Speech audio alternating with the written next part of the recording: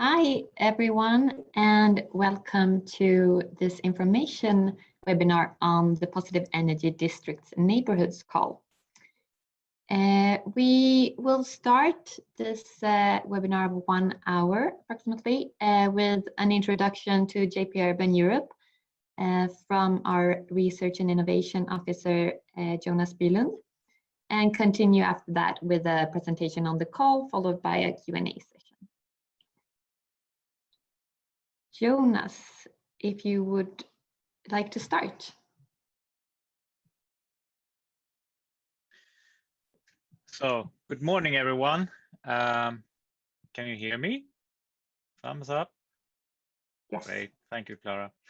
All right. So, welcome to the webinar for the Positive Energy District call, currently opening now. I would just like to give a very brief introduction to the Joint Programming Initiative Urban Europe, which is part of, how would you say, producing this call.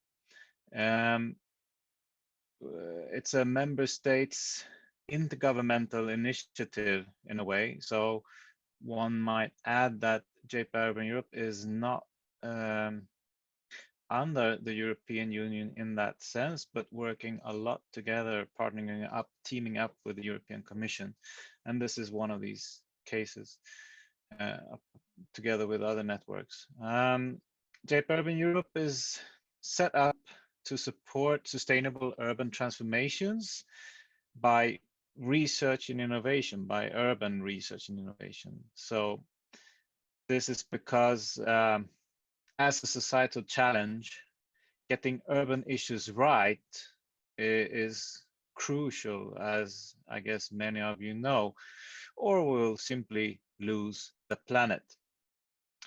It's also because we need to do this in a way that we increase perhaps the exchange and learn across borders, since tackling these types of urban challenges that we need to do is not easy to do alone, let's say, within national boundaries, so to speak.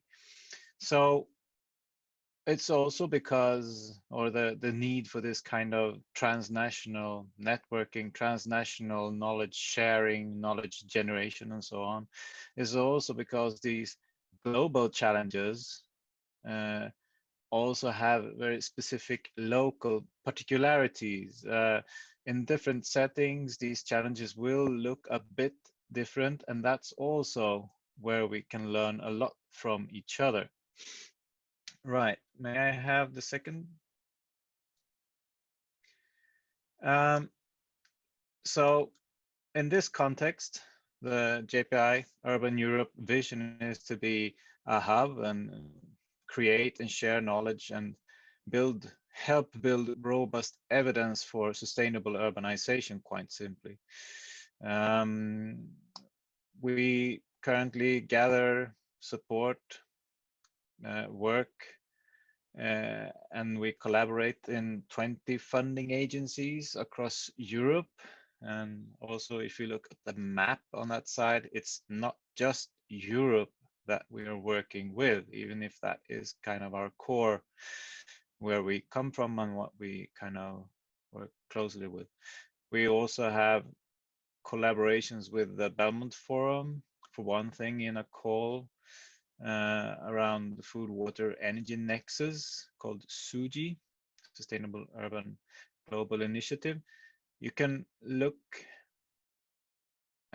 since I gather these projects currently ongoing might be of special interest to those who are interested in this PED call, some of them at least. It might be interesting to have a look at them on our website. We also have produced a call in collaboration with the National Science Foundation of China, and we're working on a follow-up on that as well.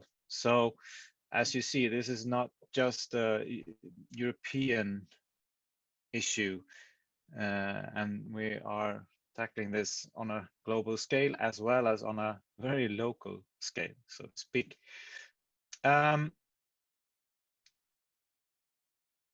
Moving on, or you could say this, some of the figures that we're seeing here is that we have plus 80 projects funded. We're also, what's not in on this map is that we have about 50 plus urban living labs approaches funded as well. So I think it's worth mentioning that urban living labs is something, a type of approach that we specifically support in our calls. Yes, now next slide, please.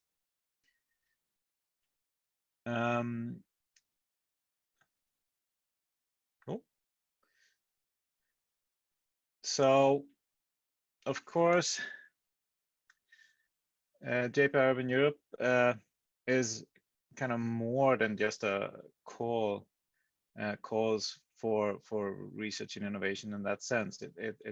The sense of the knowledge hub is also to kind of work more in a program setting, and this will become even more so in the next couple of years, probably in the collaboration with the European Union, the European Commission, and so on. But we tend to look at this as a kind of a family. We really want the projects that we support to be, how do you say, work across in call generations, but also across the different types of calls that we have, because we realize that as they are all somehow working on urban challenges, they usually have interesting tangents and connections, and they shape connections to each other. And that's not only within the so-called family of JPI Urban Europe. We are actively also encouraging contacts or supporting contacts with calls and projects in other circumstances, like Horizon 2020, or then in the coming Horizon Europe, for example. Could we have the next slide? Just to share a couple of the projects that we have supported that shape very different types of output.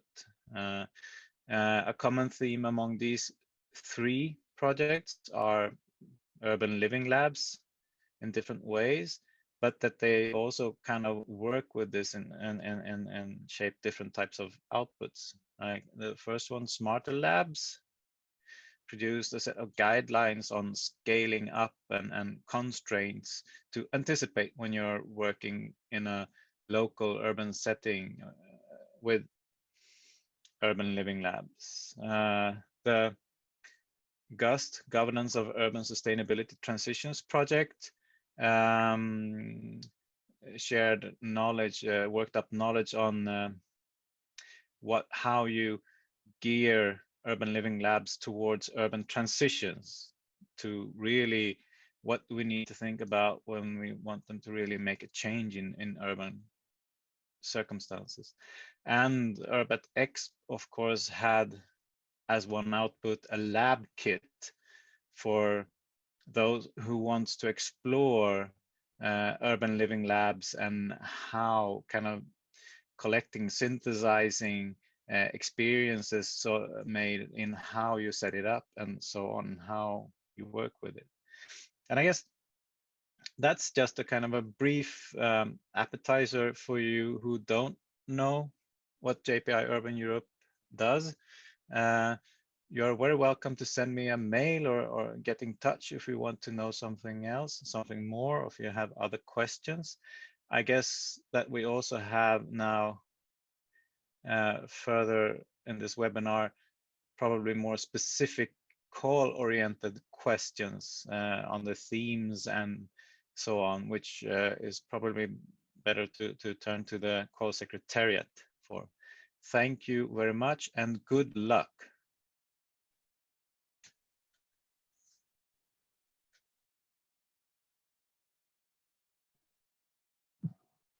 Thank you very much, Jonas, for this presentation.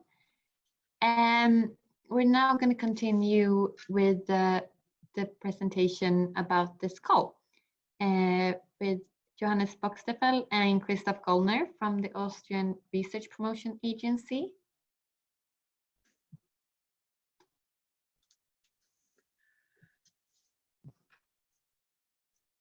If you have any comments or questions, you can anytime during the presentation just write them in the chat, or if you have more specific questions that you want answered in the Q&A session, you can post them in the Q&A function at the bottom panel of your screen.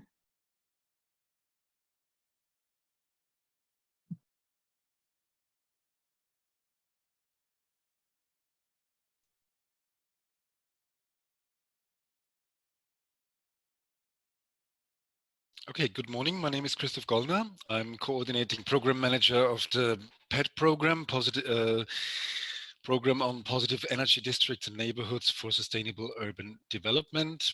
And I will shortly introduce you to some basics of the program and then hand over to Johannes, who is more in charge of the particularities of the call. So, great, we have so many participants. Can we just switch to the next slide, please?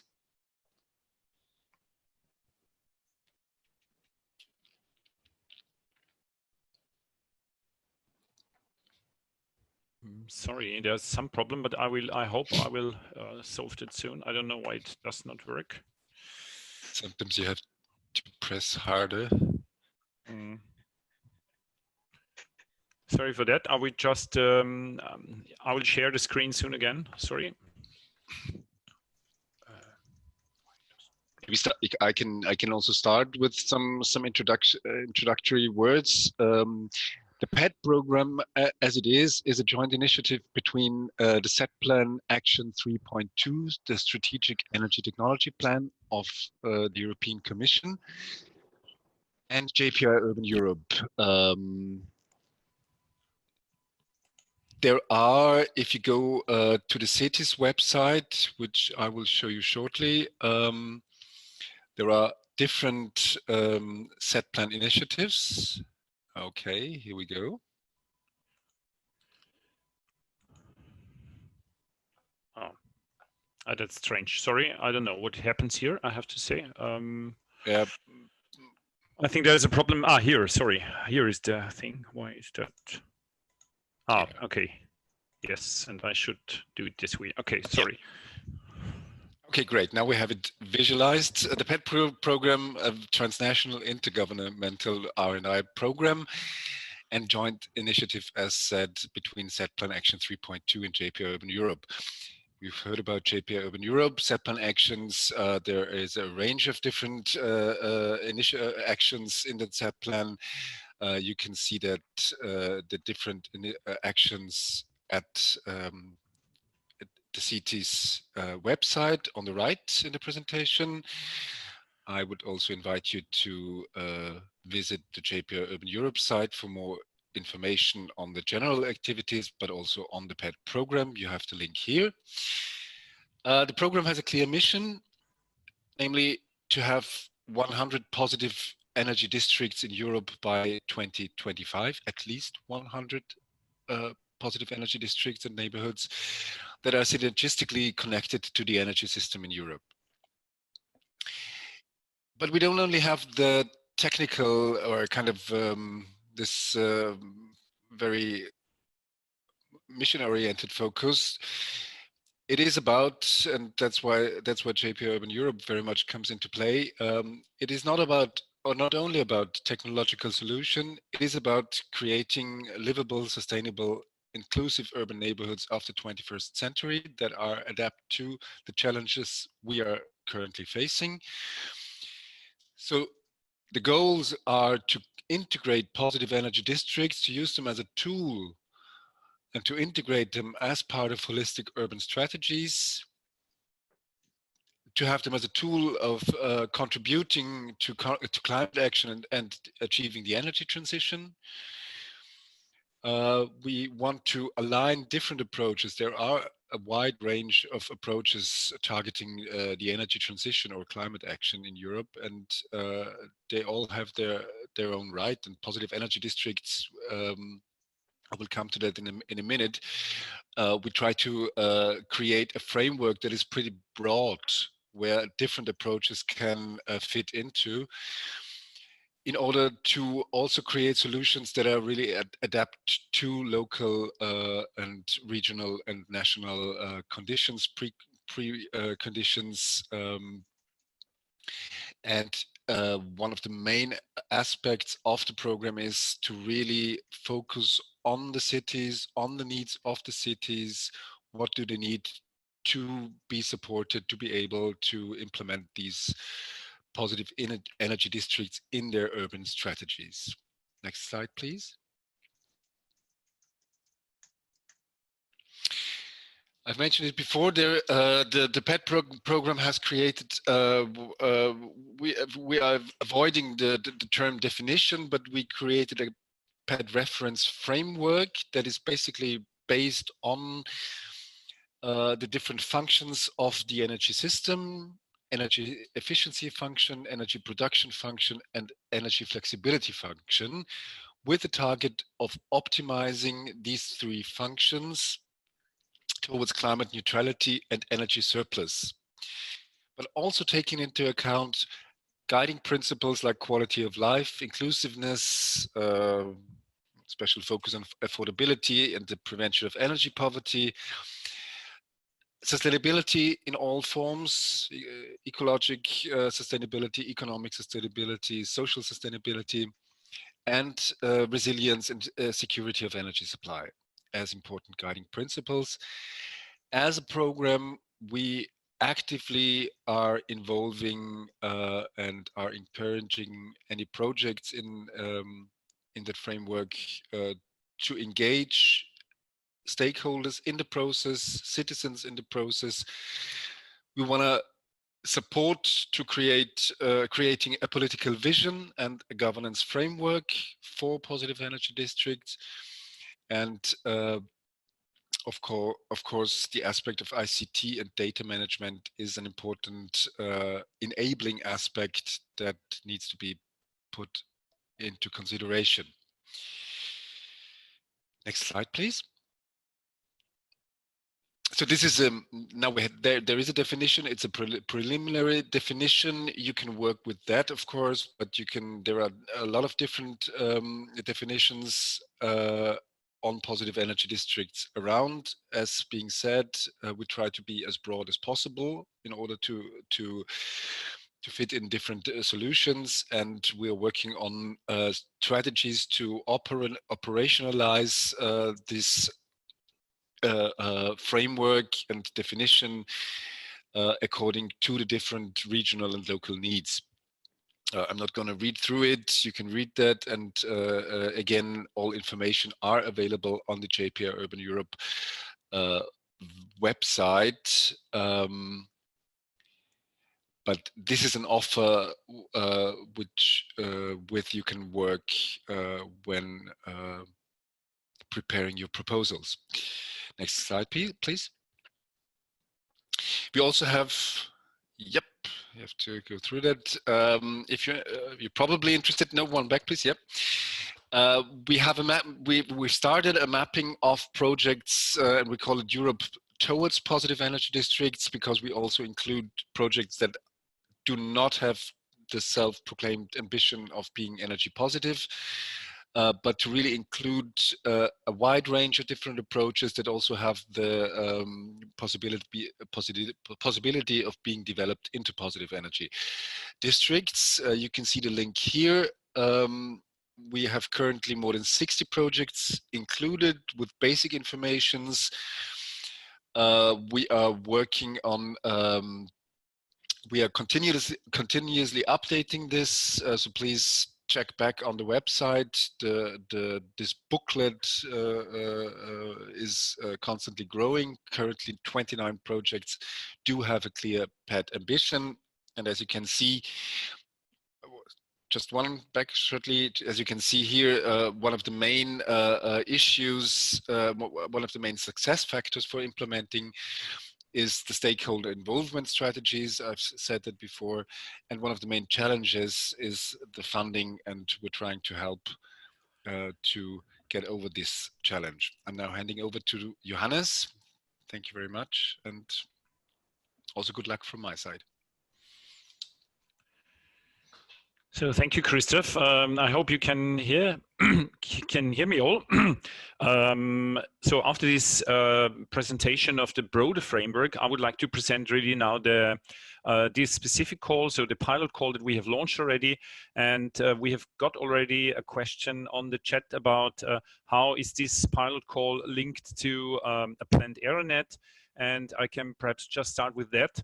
I don't have a specific slide on that, but you will also find it in the call text that it is planned to continue this program, and our planned next step is to launch an AeroNet co-fund. So several countries have already agreed to participate in that AeroNet co-fund, but it only has to be submitted as a first step to the Commission, which is planned this autumn. And then for next year, we hope to be able to continue this series of calls with 2 calls within this AeroNet co-fund. But for the moment, this first pilot call is only financed by some participating countries, which you will learn more about on future slides. But perhaps I want to start now with the aims of this ongoing call. As you see here, we think that, and also as Christoph has described it before, we think that the positive energy districts and neighborhoods are crucial really to achieve our climate and energy targets. And that's the reason why this call focuses mainly on an exchange of experience between already ongoing positive energy district ambitions and initiatives within Europe. So what we would like to achieve within this call is that JPI Urban Europe wants to create a transdisciplinary network and a cross-sectoral community working together in this field of energy transition in order to align already ongoing activities, synthesize those, consolidate them, and also learn from each other. With, of course, regard to this main issue of a development and mainstreaming of PEDs and PANs, so positive energy districts and neighborhoods. What is also very important is that in this first pilot call, only 4 countries are participating. So originally we planned to include more, but unfortunately, because of different reasons, 2 other countries dropped out of this call. So that means for the moment, only participants from those 4 countries, or in the case of Belgium, it's just the capital region of Brussels, are allowed to participate. And I think this may be important for you if you are coming from another country. There are some possibilities, and I will explain that later, also for candidates coming from other countries to participate as self-funded partners, as so-called cooperation partners. And I also know that I've heard from interested consortia that they also try to include at least a little bit partners from other countries not involved in this pilot call, for example, for the reason of an exchange. So that means that perhaps travel costs can be covered, but that means that those 4 countries would cover also costs from people coming from other countries. And this has been then discussed really with your national contact point or the national contact point of partners participating in this project, if there is a possibility also for partners from other countries to join. At least I think there is some possibility in the way that that you can contribute, for example, in the form of a working group or so, but not really as a main project partner in most cases, I guess. The 4 countries now participating in this call have agreed on 3 topics for this first pilot call. The very first is about what we call then holistic approaches for the PED and PAN implementation. So this topic mainly deals with how can we integrate PED implementation via holistic approaches, for example, in the form of strategy development, planning, monitoring, and evaluation. We think that systemic strategies are needed in order to create really sustainable, livable, and inclusive neighborhoods. And in the call text itself, you will find more examples what really also the countries thought about, what could be potential topics or potential issues to be worked on within this very first topic. And only to give you some examples, and you will find more in the call text than itself. So, for example, it deals with integration of PED projects into general urban strategies. Other potential issues could be integration of urban and energy planning with regard to PED and PEN implementation. Or, for example, also issues of sector integration. And this is just these are just some examples you could deal with within this topic. The call text gives more detailed information on that. Topic 2 we called the embeddedness in local contexts, and it mainly deals with aspects of different urban contexts, also different countries involved, and also a legal framework. So we thought that it is crucial that also different urban contexts are dealt with. So what are we meaning with that? For example, it could be geographical conditions, climatic conditions, but of course also the location of specific projects. So whether it is a retrofitting project or it is a new development. For example, different types of buildings that are addressed, residential buildings. You could also think, of course, of commercial estates. And a very important aspect is also about legislative aspects within these broader topic 2. And that brings me briefly to the third topic about engagement and governance. So this topic mainly deals with urban governance, stakeholder involvement concepts, and business models. So as also Christoph has described before, we need for the implementation of PEDs and PENs cross-sectoral approaches and also innovative stakeholder involvement concepts. So a project within this field, for example, could deal with administrative and planning procedures. Involvement strategies means how can you involve end users, how can you involve different other needed stakeholders for these developments, but also, for example, investment incentives or also business models for the PED and PEN implementation. And for this point, I would like to leave it, at this point, just I think you will find much more information and detailed other issues in the call text itself. Nevertheless, we framed some general questions. We call that guiding questions that projects across all topics should address.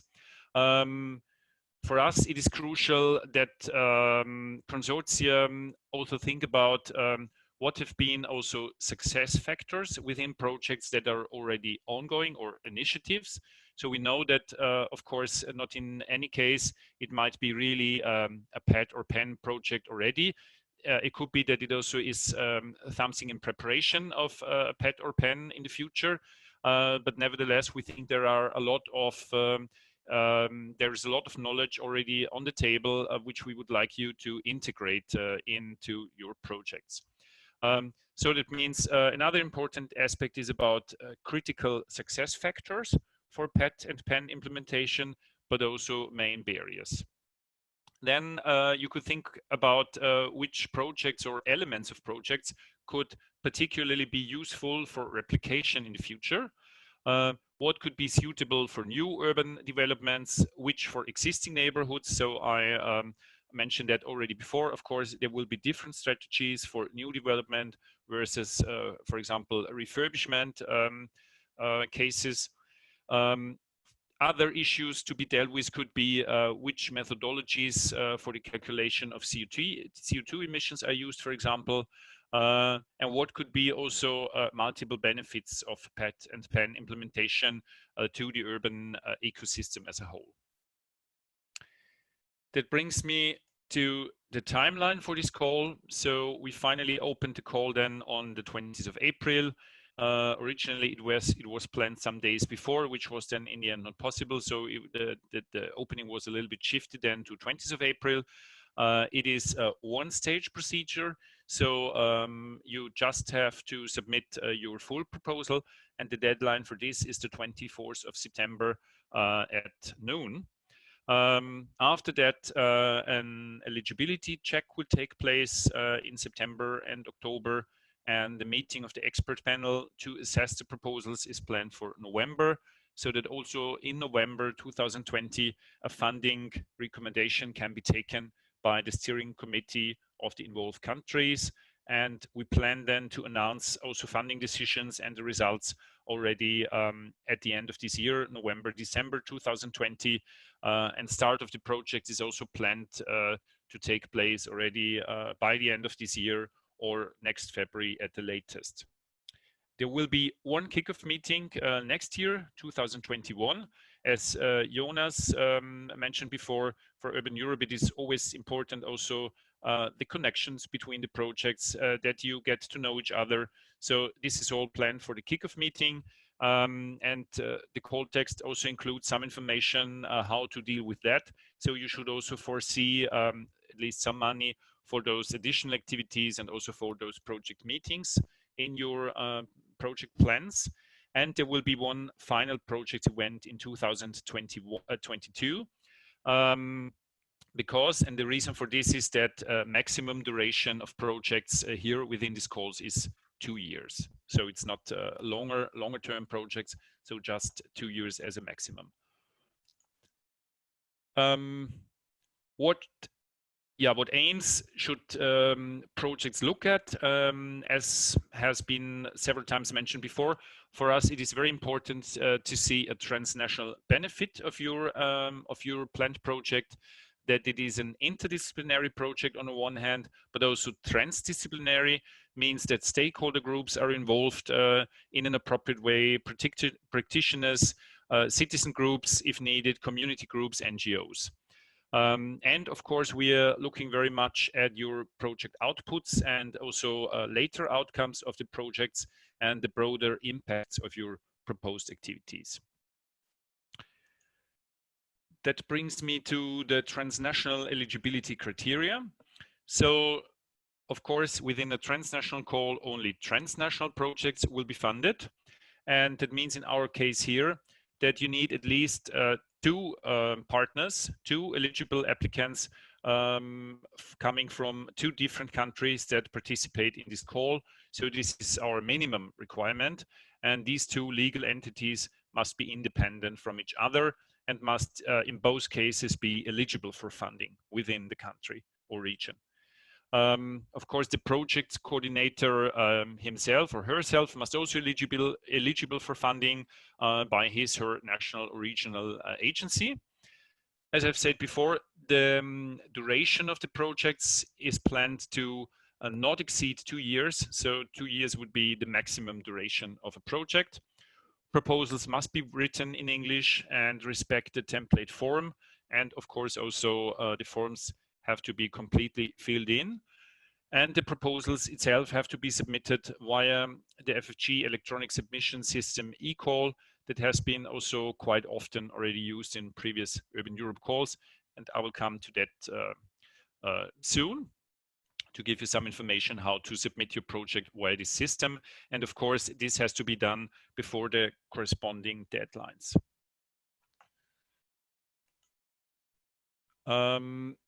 We already have got some questions about those types of research and those so-called technology readiness levels, TRLs. So the agencies agreed that projects within this call should show a range between TRL 3 and 7. So that means starting from a proof of concept up to first demonstrations in a real environment.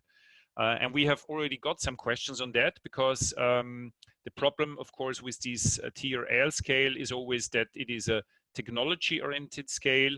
It's a scale that is related to more or less single technologies. So it is always complicated to embed in such complex projects like we are expecting that within this call, in this scheme, I have to say.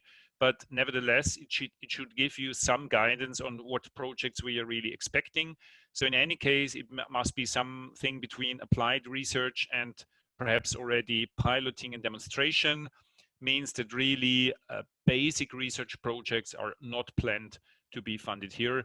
And also, if you look at our funding quotas, you will see that only the participating agencies will fund the range between applied research and demonstration. What is always important, and the next slide will also show that at the end of the call text, you will find the so-called Annex A that shows the individual funders' rules. And it's always important for you to look into that because the different countries, the different regions fund sometimes a little bit different, not activities, I would say, but at least different types of organizations. So the broader picture for the overall call means that applicants can generally come from any of those sectors, so might come from companies, but of course also from cities or municipalities, like from consumer organizations, citizens representatives or NGOs, and of course also from research organizations, both universities and non-university research organizations. But in any case, please check Annex A for the individual funders' rules. For example, in the Czech Republic, this is not an open call for everybody, but only for already ongoing projects. And those ongoing projects can get additional funding for this transnational cooperation here. So please really look into that if you're an eligible organization in your country. What the agencies also found very important is this point of stakeholder involvement, and we also got already several questions related to that. So we are quite interested that all projects clearly engage stakeholders and demonstrate also the need either of cities or of other user groups that are really relevant for your project goals. So that means your project goal should be coherent with some needs from either cities or other user groups, other stakeholder groups. For all of that information, please look at page mainly at page 11 of the call text, where this is described in a little bit more detail. That means we are asking all consortia to describe how stakeholders and cities are really actively involved in the project within your application. But of course, we know that the extent of involvement may vary. And why is that? This is mainly because, as I've said before, funding conditions are different. We also know that, for example, cities, not in any case, are really very keen to be full project partners. So that means that in any case, consortia are asked to tell us in what way stakeholder integration will take place. But the possibilities really how to organize these are different, and it's more or less up then to your own decision in which way this integration will take place. So it might be as full partners, that would be then really co-applicants, but of course also it could be that cooperation, that these are only then cooperation partners, means they are mainly self-financed. For example, they participate in several meetings, or they are part of a kind of a reflection group or such possibilities, just to mention some of them. So then a very short introduction, because by some countries, we were also asked about the submission system. So the application has to be delivered via the eCall electronic submission system.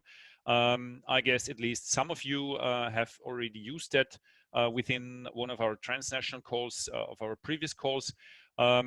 If you log in, you will see a very first screen here. And you have then here two possibilities, either to register if you have never been before within the system, or you just log in if you have already used it at some point and you have already a username and a password created before. So this is actually the starting point for a registration or for a login.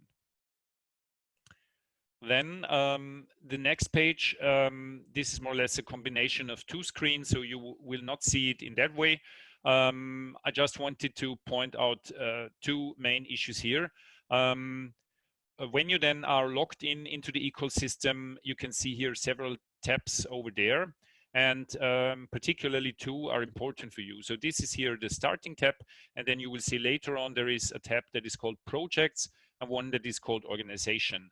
And what is really important that, and I will talk about that a little bit later, then that later on you look into mainly those two tabs, projects and organization. But at first, really to start the project, you can here create a new project, and that has only, and this is also important, that has only to be done by the coordinator of your application. So that means not every partner has to create a new project here. Only the coordinator will do that. He really starts with the creation of the project, and then the other partners can contribute in a way that I will also describe later. And the second point, the system always reminds you that you have to complete your master data, which I will also show you later. This is related to your organizational data. So two things here, complete master data and create really the project. If you have pressed this button, you will come to next screen, which is shown here as a second part. Here you have then to select the relevant call, and this relevant call here is the Positive Energy District joint call. And please be aware, there is also a second entry here. It is called national call, only for Austrian participants. This is because Austrian participants have to register separately in the ecosystem because of several reasons I do not want to describe here. But for the transnational call, please use this button here, Positive Energy District joint call, not that one for Austrian participants. And it doesn't matter if you as a coordinator come from Austria or not. For the whole transnational application, please use this button here. Then I just give you some idea how what is about those master data here. So as I've explained before, you can see here then the several tabs, and really to complete your master data, you have to go to this so-called organization tab. And here mainly you have to enter some main information about your organization. So you can select a type of organization. I've just here for demonstration reasons chosen here non-university research organization, and then several other data has to be completed. That also depends on your organization type. So for example, as a research organization, we also want to know in which scientific fields you're working. If you're a company, then this will look differently. So it also depends on your type of organization. What is important that within this organization tab, you are here in the tab master data, and there are several other tabs here that you don't have to complete. So those four tabs here that are crossed, you don't need to enter anything here. It is about de minimis aids, user management, staff pool, and bank details, and you can neglect those. It's only important that you finalize the master data, and it could be for some organizations that also annual data have to be entered here. What is in any case needed is that you, when you have completed all the fields here, that you always press here the finalization button. And this is important both for this tab here, organization, and also then later on for the projects tab. So both entries have to be finalized by clicking here on finalization. Otherwise, you will not be able to submit the full proposal then as a whole later on.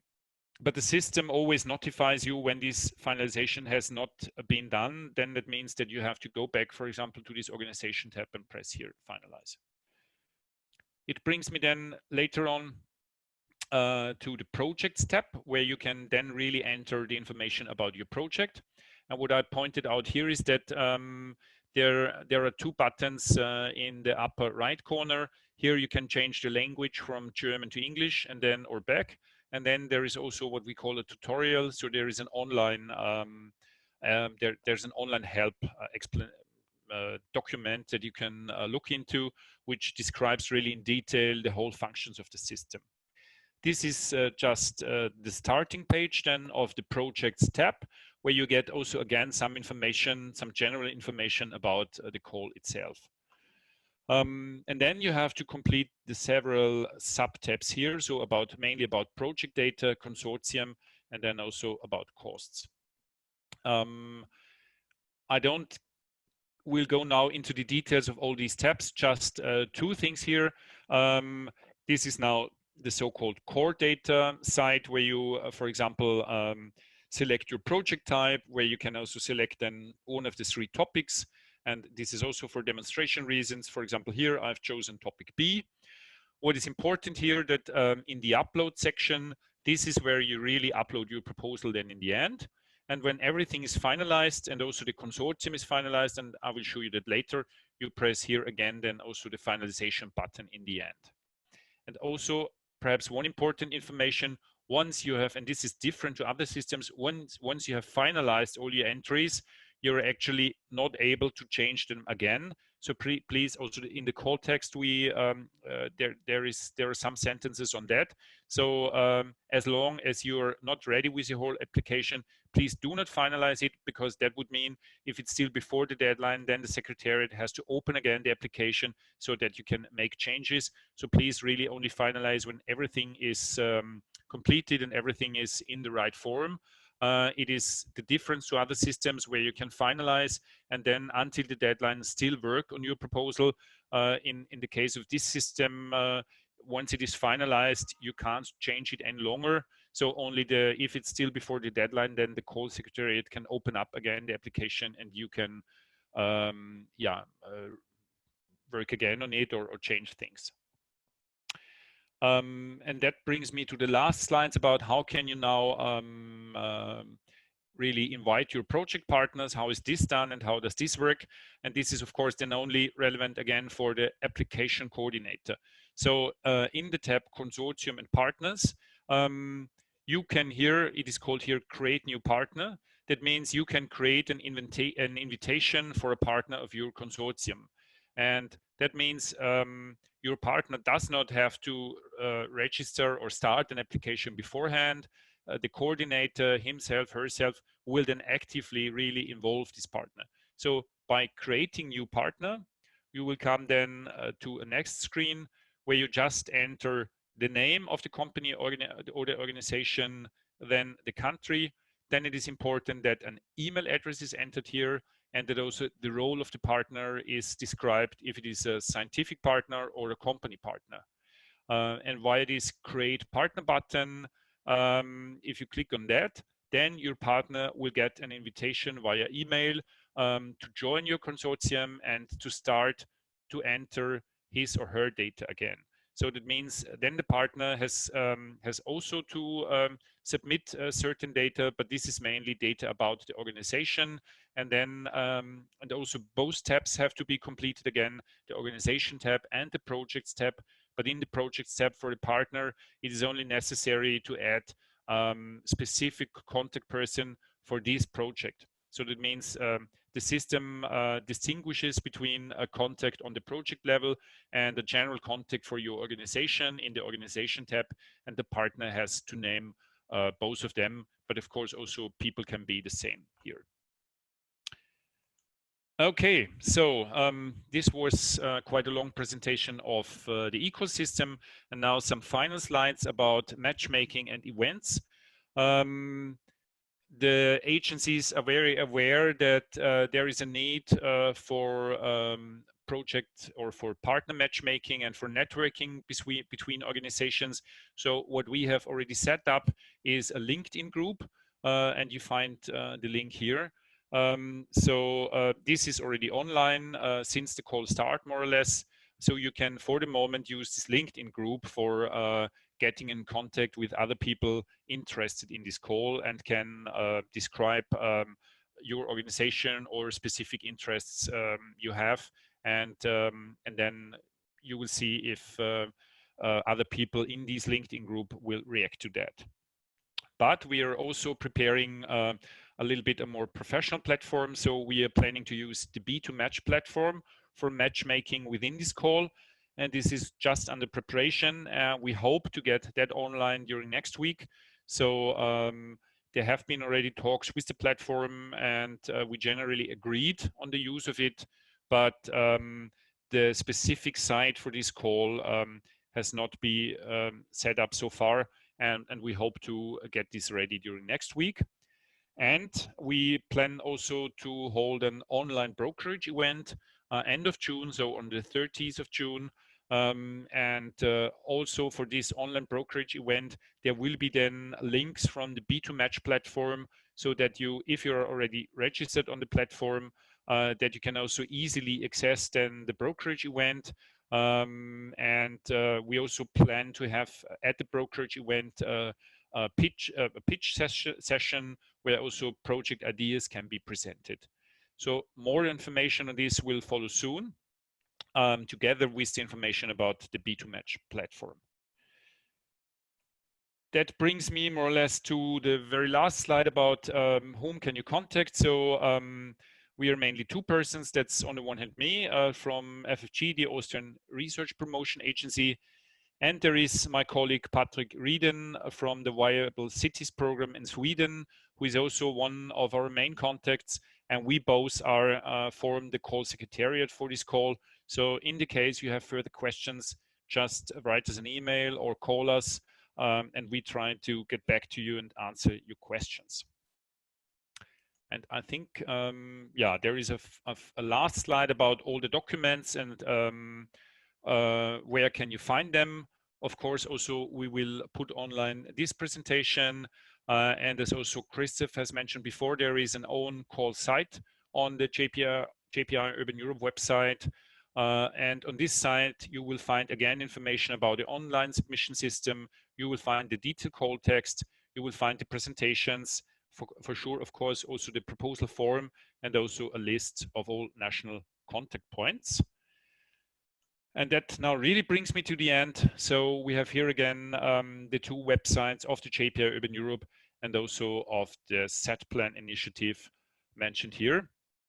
And I think I will stop my presentation now and will hand over again to Clara. And we are now ready for your questions, and we'll try to answer that. Yes, thank you very much for the presentation. We don't have a lot of time left this 1 hour webinar, but we have a lot of questions. But just so you know, we will gather all questions with answers and post them on the call page at jpurbaneurope.eu. So they will all be there if we don't have time to answer them all now. But I can start with the first question that came in. It is, does the international partners have to have the exact same project idea to be a partner, or can we learn from each other in various ways? So if I might answer that, I have to say I did not fully understand, I think, the question, but in as far as I've understood it, of course, it is one main target that partners learn from each other, but of course, this should be related to a certain issue that is in a way, or that has, of course, some connection to our core topics in a way. So it should not be that what partners are doing in the separate countries is disconnected in a way. So of course they can learn from each other, but there should be a common interest, and there should be, of course, a common issue that you're dealing with. I don't know if this completely answers the question, but yeah, at least I hope. Yeah. Next question, does the consortium need to include partners from participant countries only, or can we study urban initiatives beyond these 4 countries? So if it means that that your project also looks into other initiatives, I think this is very much welcome, even if those other countries at the moment are not participating within this call. I think it is, of course, possible that you look also into developments in other countries. The question is in what way perhaps partners from those countries can be integrated. And I've said before, for example, it could be that there will be some kind of meeting and generally, for example, I can only tell you that for the moment for Austria, for example, in our case, it would be also possible that, for example, travels are paid for people from other countries, but their work itself, yeah, there are limited possibilities to finance that. But we are quite much interested that also other initiatives not in those 4 countries are integrated, are considered in an appropriate way. So this is generally possible. Mm-hmm. Is there a fallback strategy in the present call, as with the last ERANET call? In other words, should I think about how I can carry out the project if various partners from other countries are not eligible for funding? Okay, this is quite a difficult question. If it means, if fallback means just related to project partners within those 4 countries, I think, of course, generally we will aim to fund as many projects and as many partners as possible. And I also have to say, I think the distribution of the funds that are available it's not exactly even, but I think it is quite comparable generally. So it should be possible also to really fund projects with partners coming from those 4 countries. But of course, it cannot be in any case guaranteed that this will be possible. So if you mean that that you see a risk that partners could drop out in a certain country, of course, I think this can always be the case. And I only can recommend really to also look in the details of the different funding regulations, because of course also this is a necessary requirement that you have to fulfill, that really all your national or regional requirements are fulfilled as well. And I can only recommend you also to really contact your specific national contact point and ask about the specific requirements in the specific country as well, so that there is to minimize also your risk that a partner may drop out later. Yeah, and I just saw another question here. If the webinar will be recorded and shared, and it will be available on the JPI Urban Europe website later today, hopefully, or tomorrow. And another more administrative question: is there a format template for the project description available? Yes, we answered that already, I think, in the chat, and also on the website of the PED pilot call, you will also find the form for the project description. And as far as I know, it should be also available directly in the eCall. I think the form is also available here. But of course, yeah, there is a form for that. And it consists mainly of a Word form, and then there is a second part. This is an Excel form where you have to enter the overall costs, but the project coordinator also has to enter those costs in eCall, but only the broad cost categories for the different partners. And projects for 1 to 2 years are asked for. And can the pilot and demo projects fit here within these 1 to 2 years as well? Yeah, this is a good question, and of course we are aware that this will be perhaps not be really the case.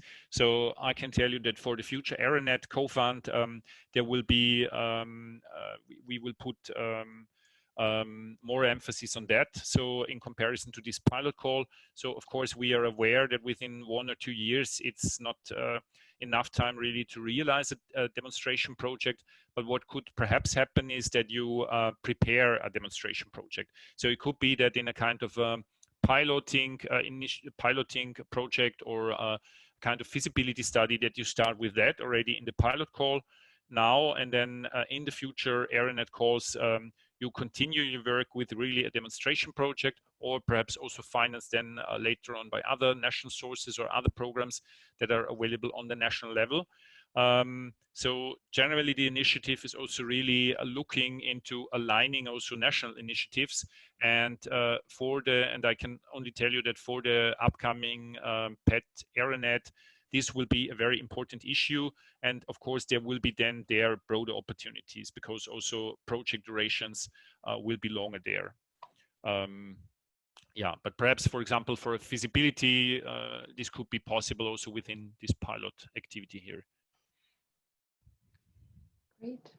And I think we have time for one last question. Would you like all projects to approach positive energy districts holistically, exploring all types of development contexts, or could successful proposals deal with specific contexts? For example, the retrofit of existing districts.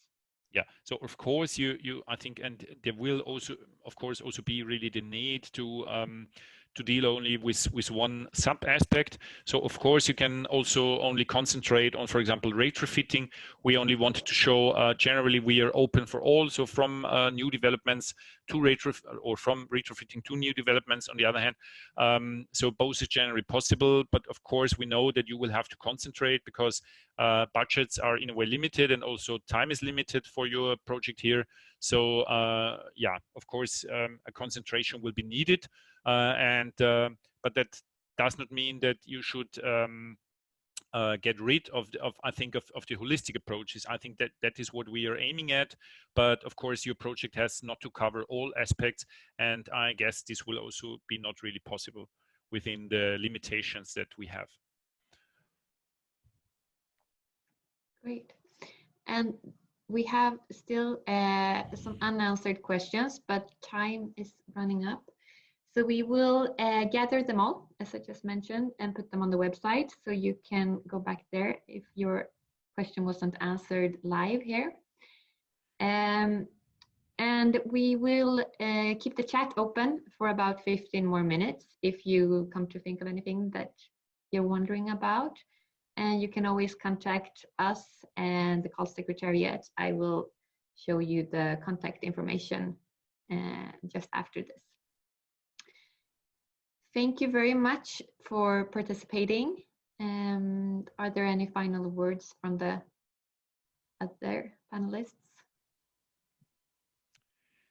So yeah, I think just in the chat, Emina wrote something about that there will be a specific webinar tomorrow for Swedish participants. So this will be also another possibility to, so I will again present some slides of today, but of course also then there will be some Swedish specific requirements will be presented there tomorrow. I think then generally I would be finished. Great. Then thank you very much for today. And just let us know if you have any more questions. Have a nice day.